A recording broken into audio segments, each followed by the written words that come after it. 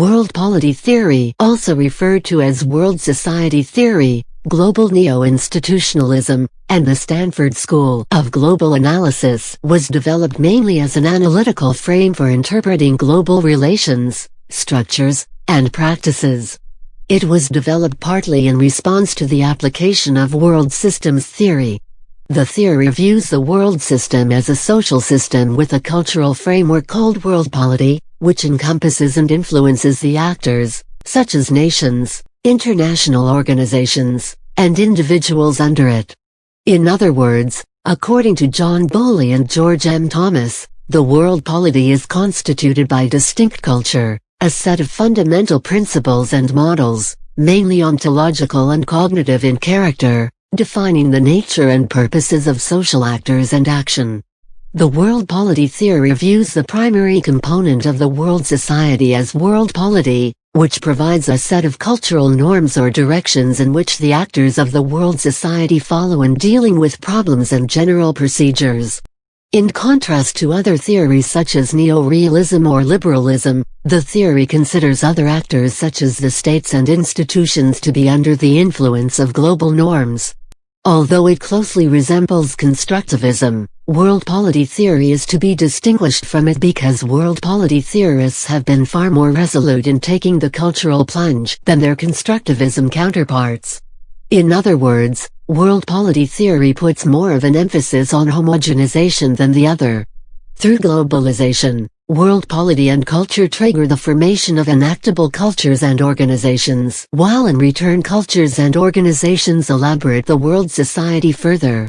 Beginning in the 1970s with its initiation by John W. Meyer of Stanford University, world polity analysis initially revolved around examining interstate relations.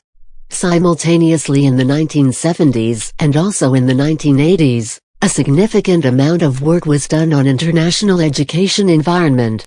However, in the 1980s and 1990s, due to the noticeable influence of globalization on world culture, the direction of the study shifted towards analyzing the transnational social movement that may amount to a global polity, while at the same time attempting to better understand how global polity ideas are implemented through global actors. Through a series of empirical studies, Meyer and others observed that new states organize themselves in a significantly similar manner despite their differing needs and background to give strength to their explanation that there is a set norm of forming a new state under the bigger umbrella of world polity.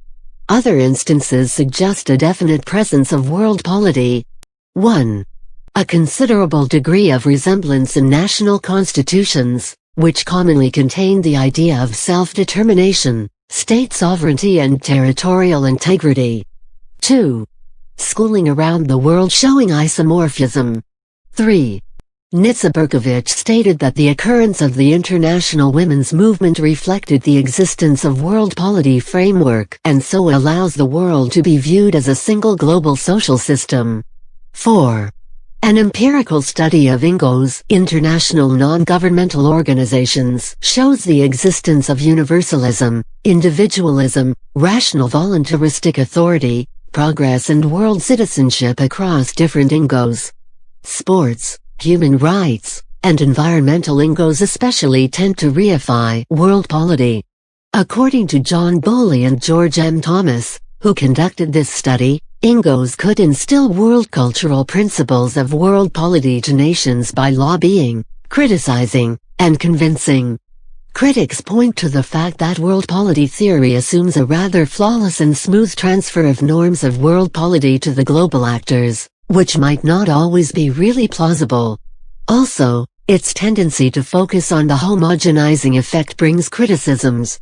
World culture theory differs in this aspect from world polity theory because it recognizes that actors find their own identities in relation to the greater global cultural norm instead of simply following what is suggested by the world polity. Also, an instance of globalization cannot fully be explained by world polity theory. It is a phenomenon by which local values and global cultures converge to create something new.